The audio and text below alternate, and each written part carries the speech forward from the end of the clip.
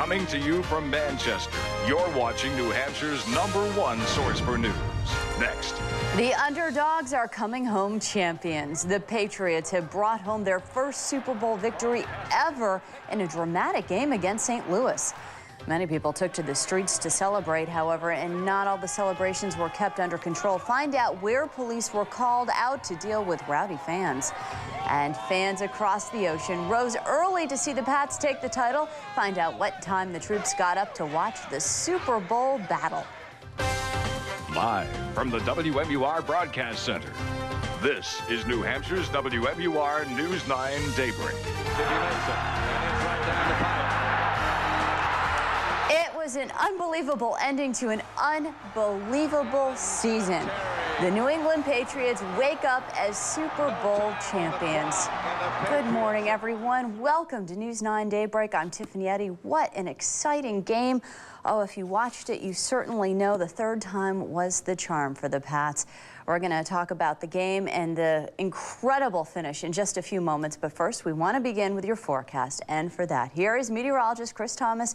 Probably a little bit sleepy from watching that game as I did, but oh, that was worth it. Hey, I don't know if you heard this, world champions. We are. I can't believe it. Since 1986, we've been waiting around these parts for a world championship.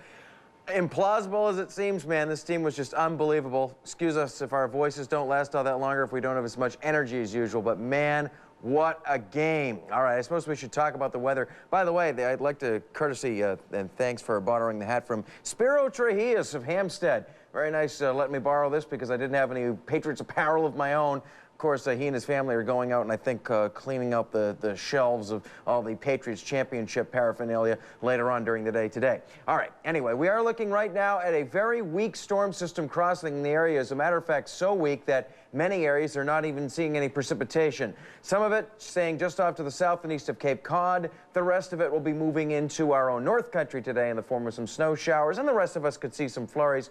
Coldest of the Arctic air is up north. Berlin is at 9 degrees. Elsewhere, our temperatures are in the teens, so partly sunny skies in most places, with the exception of the North Country. We'll give way to mainly cloudy conditions and a few flurries by afternoon. Not all that cold today, 27 to 36 degrees, but for the big championship celebration day tomorrow, well, it could be a little bit colder. We'll have the forecast for the rest of the week and another check on those championship Patriots forecasts coming up in, well, just a short time. All right, excellent, Chris. Certainly very exciting. And the third time proved to be the charm as the Patriots ended their dream season with a victory in last night's Super Bowl.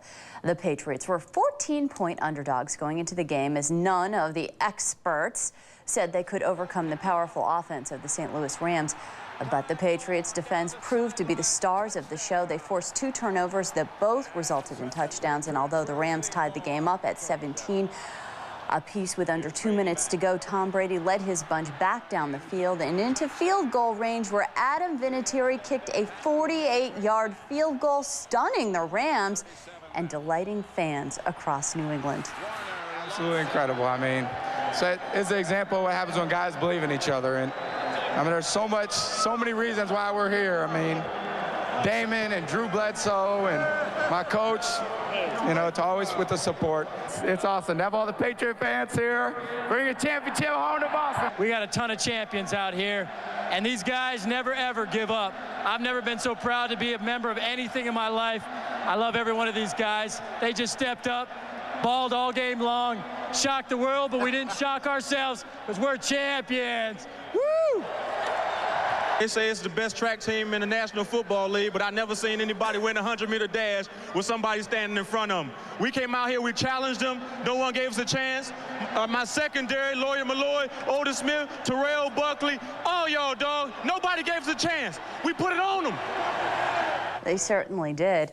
And Tom Brady, he's going to Disney World. He was the MVP of the game. Now, fans here in the Granite State also celebrated, but there were a few unanticipated problems.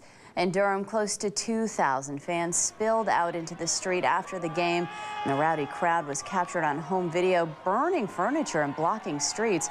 Durham police had to call in assistance from nearby towns to control the crowd, and it took approximately 90 minutes to disperse people and extinguish that fire. 2 people were arrested, one for disorderly conduct and one for arson. Both were released on personal recognizance bail and will be arraigned later on this month. Police in Plymouth were also called out to deal with rowdy fans after the game. A couple hundred people were in the streets cheering. Some furniture was burned. However, no one was arrested there. And excited fans in Boston also took to the streets. They poured out of bars and danced in the streets amidst the sounds of horns honking. The city will host a parade for the team on Tuesday at noon.